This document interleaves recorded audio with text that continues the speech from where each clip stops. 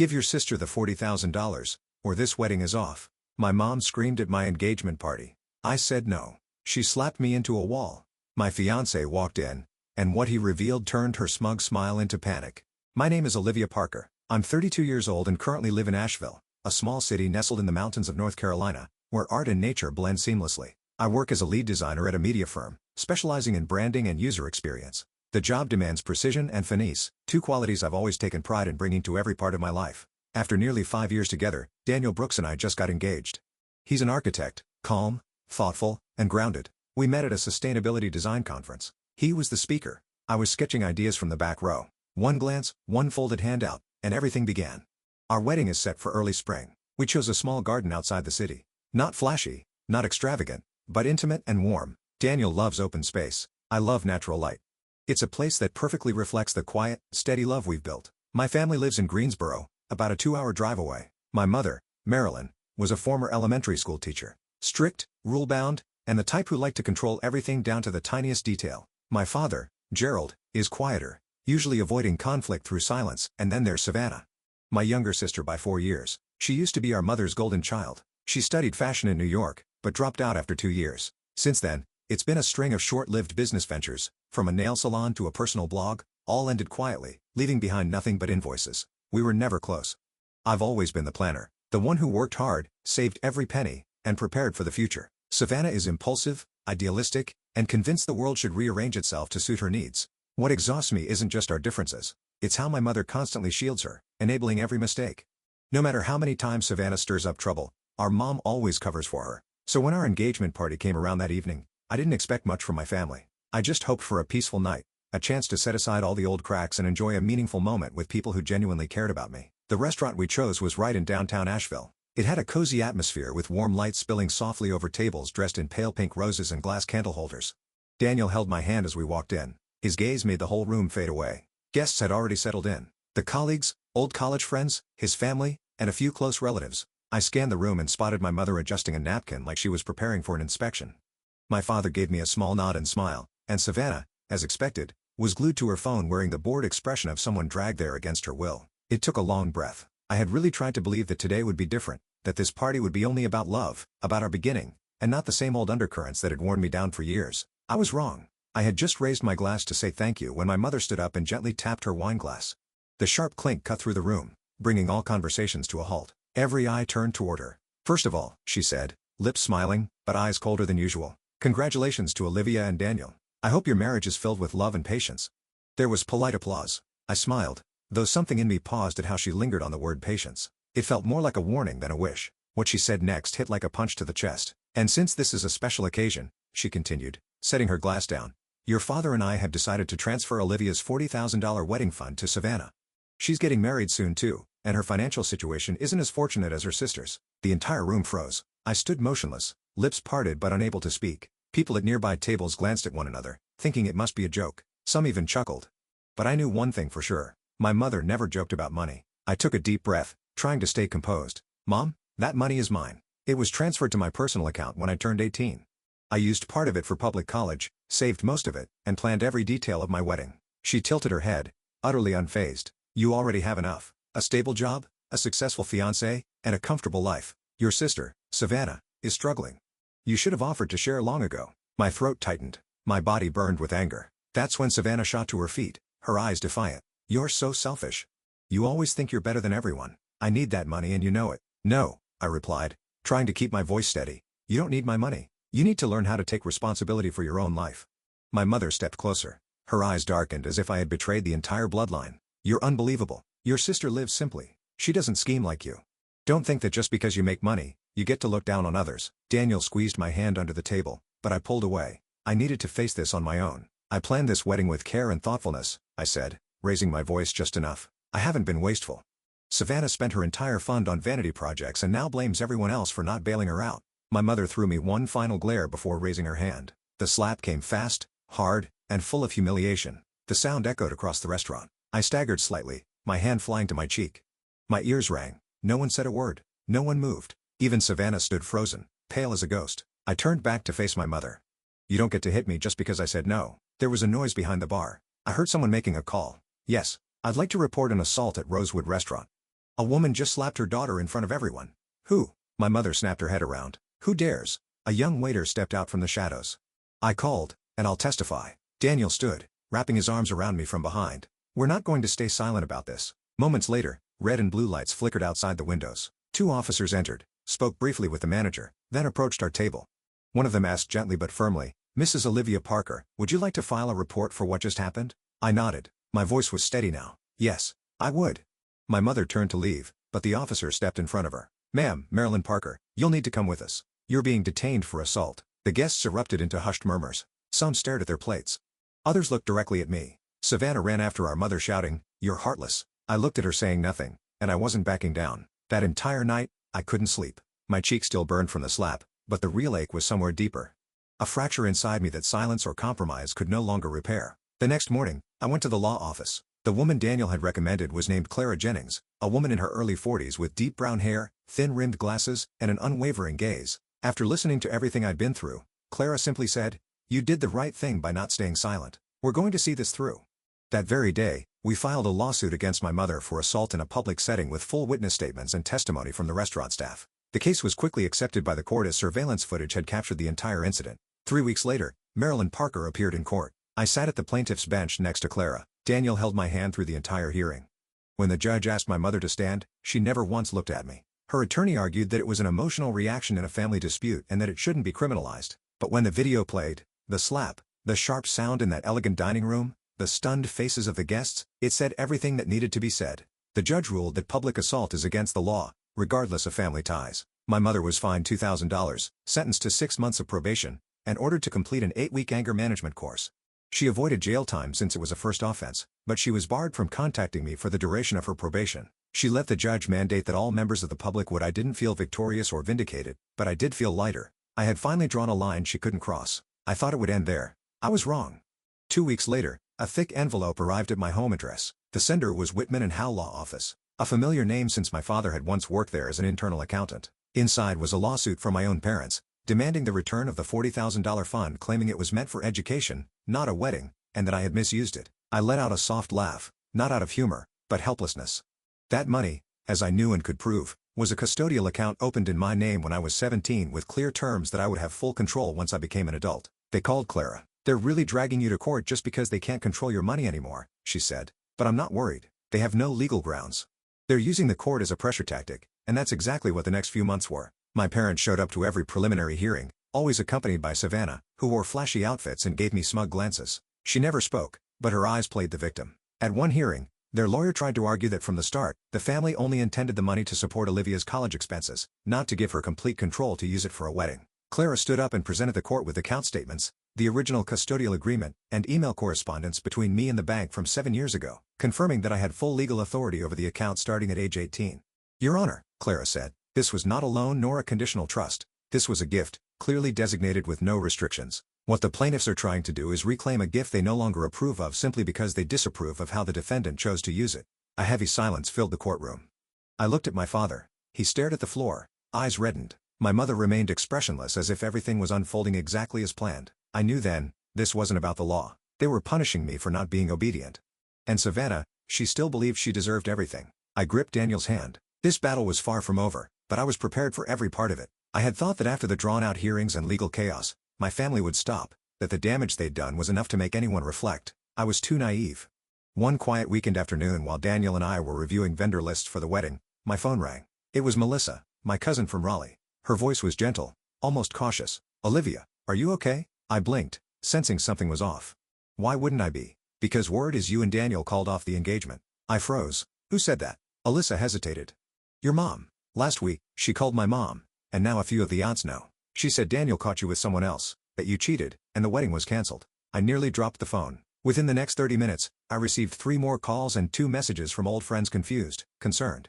One college friend sent a screenshot of an email that looked exactly like my address, stating that the wedding between Olivia Parker and Daniel Brooks has officially been cancelled due to personal reasons. The final line read, "We apologize for any disappointment this may cause." I checked my email account. There was nothing in the sent folder. No drafts.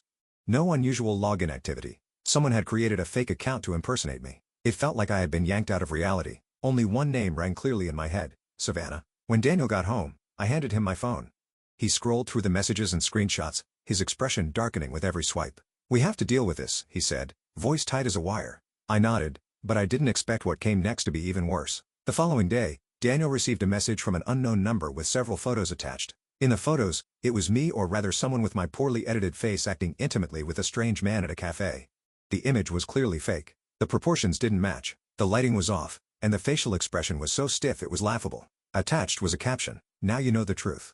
She doesn't deserve you." Danielle handed me the phone without saying a word. I looked at the photo, then at him. He was silent for a few seconds, then quietly said, "They really think I'd fall for a cheap Photoshop job like this?" I burst into tears, not out of pain, but because I knew he still chose to believe in me.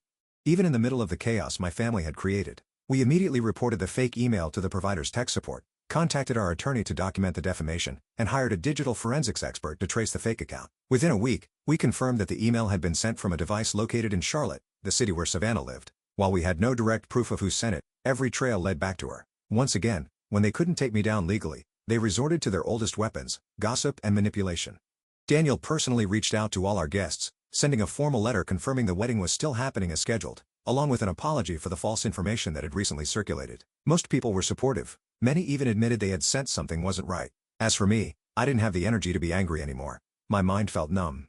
One evening, while we were eating dinner in silence, Daniel looked up and asked, "Do you think they'll stop?" I looked at him, my eyes tired but steady. "No, but I don't think they can hurt me the way they used to." Because for the first time in my life, I no longer feared what they thought, what they said, or what stories they tried to fabricate. Because I had Daniel, I had the truth, and most importantly, I still had myself. That morning, I woke up to a feeling I hadn't known in a long time. Peace. No anonymous messages. No fake emails. No fresh rumors. Just sunlight spilling through the window. The scent of jasmine tea and Isabel, my best friend, whispering from outside the bridal suite door. "The bride ready yet?" I smiled, stood up, and gently pulled back the curtain to see the garden below. Rows of white chairs lined the green grass, and a wooden arch wrapped in soft white vines and lavender stood at the altar. Everything looked just as Daniel and I had planned. Simple, graceful, and genuine. We had hired 2 private security guards, both experienced in handling private events. One managed the guest list at the main entrance. The other patrolled the back areas and service gate. I knew it might seem excessive, but after everything that had happened, I couldn't afford to take chances. 3 days earlier, Daniel and I had sent a formal notice to my family. Marilyn, Gerald, and Savannah were not permitted to attend the wedding for the emotional well-being of the bride. There was no response to the letter. The ceremony began at 2 p.m. Guests arrived one by one, pleasantly surprised by how private and serene the setting was. Every smile, every blessing felt sincere and heartfelt. No one brought up the drama from before. There was only the soft strumming of a guitar and the breeze weaving through the loosely tied ribbons on the chairs. I was adjusting my veil when one of the security guards knocked gently at the door, speaking in a low voice. "Miss Olivia, we just detained a woman at the back gate. She tried to climb over the side fence near the parking lot. Her appearance matches the photo you provided." I gripped the edge of the chair. "Savannah?" "Yes, and she was carrying a backpack. Inside, we found a can of black spray paint, 3 uncapped bottles of perfume, and a pair of crafting scissors. She said she was here to fix a few things. We've kept her outside the property." I couldn't speak. Part of me wanted to go out there and face her, to look her in the eye and ask, "What were you planning? Spray paint my dress? Cut up my bouquet? Drench the aisle in heavy perfume?" But I didn't go out. I simply said to the guard, "Please escort her off the property. Don't call the police." But under no circumstances should she be allowed back in. He nodded. "Understood. We'll take care of it quietly." Sat down, placed my hand on my chest. My heart was pounding, but it wasn't fear anymore. It was sadness. Isabel walked in and took my hand. "What's wrong?" I looked at her, voice hoarse. Savannah was just stopped outside. She had spray paint and scissors with her. Isabel didn't flinch. She just nodded slowly. "So it's really gotten this bad." Then she squeezed my hand firmly. "But today is still your day, and no one, not even family, gets to steal that from you." As the music began and I walked down the aisle, arm in arm with my uncle, the one who stepped in for my father, I felt every loving gaze from the rows of chairs. The people who truly cared were here. No one else. Daniel stood beneath the floral arch, his eyes lighting up the moment he saw me. He didn't need to say anything. I knew he understood exactly what it had taken for me to reach this moment. The ceremony unfolded in the soft sunlight, our vows ringing clear among the flowers and breeze. When the officiant said, "I now pronounce you husband and wife," the garden erupted in applause. No one mentioned those who weren't there, and they didn't need to. We had chosen who would remain, and they were enough. We didn't go far for a honeymoon. After the wedding, Daniel and I spent a week at a small lakeside cabin on Lake Lure, where birds flitted past the porch each morning, the sunset melted over the water like honey, and there wasn't a single bar of cell service. We called it our rumor-free week. No anonymous messages, no fake emails, no waking up with the sense of being watched or bracing for yet another fake social media account. I slept, I laughed, I breathed. I loved without defense. When we returned to Asheville, we started our new life using the rest of the $40,000 wedding fund as a down payment on a 2-bedroom apartment in Forest Hill, about 15 minutes from downtown. It wasn't flashy, but it was full of light with a wide balcony just big enough for 2 lavender pots and a small wooden coffee table. Our first home. Not just mine, but ours. I hung our wedding photos in the hallway. I framed Daniel's handwritten vows in a piece of oak and set it above the bed. On weekends, we painted the living room, built bookshelves, and had tiny arguments over how crooked the wall clock looked. Nothing was perfect. Everything was simple, and that's what made me feel free.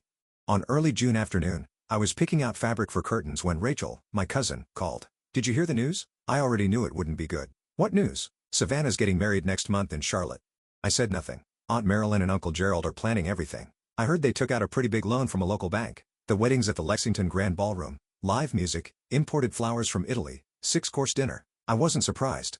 "And they hired a PR person to improve Savannah's image after all those unfortunate misunderstandings." I let out a soft smile, not out of sarcasm, just because there was nothing left to care about. "Did you get an invite?" Rachel asked. I shook my head. "No, but even if they did invite me, I wouldn't go." Rachel sighed. "I think over 10 relatives declined. A few even said straight out, they didn't want to attend the wedding of someone who tried to ruin her own sisters." I didn't say anything more. I already understood that better than anyone. From that day on, I stopped asking or checking in on anything about my family. I didn't block them, didn't delete their numbers, didn't move, but I didn't open any doors either because I'd learned one thing. Forgiveness is mine to give, but trust has to be rebuilt through actions. And once it's lost, it's hard to earn back. That Thanksgiving, Daniel and I hosted a small dinner for the people who had stood by us through everything. Isabel brought wine. Rachel showed up with homemade pumpkin pie. Uncle Brian, the one who walked me down the aisle, carried a wooden box engraved with the words, "Family isn't who you're born to.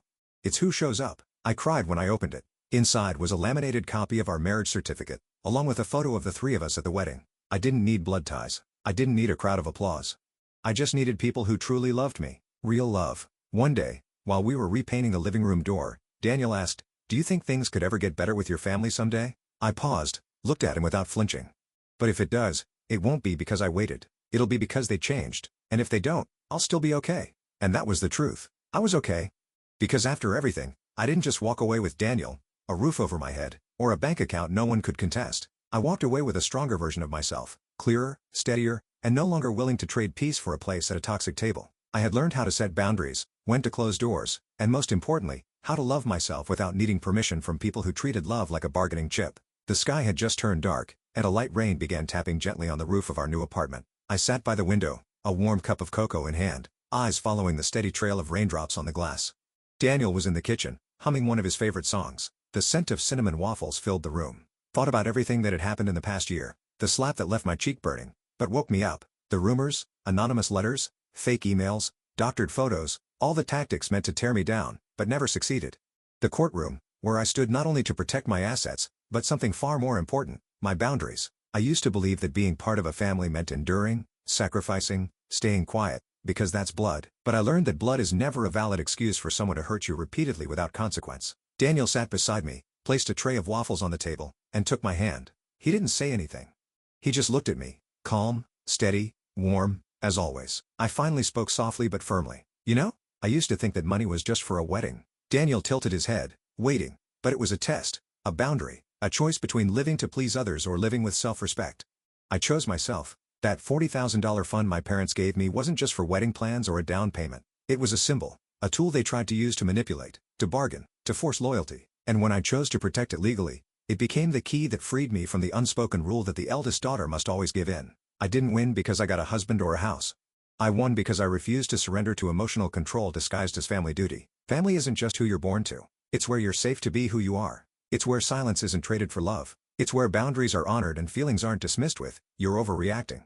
I lost a lot on this journey. Comfort, shared meals, holiday traditions. But what I gained was worth far more. A life built on clarity, real love, and mental freedom. Someone once asked me, if they apologized, would you forgive them?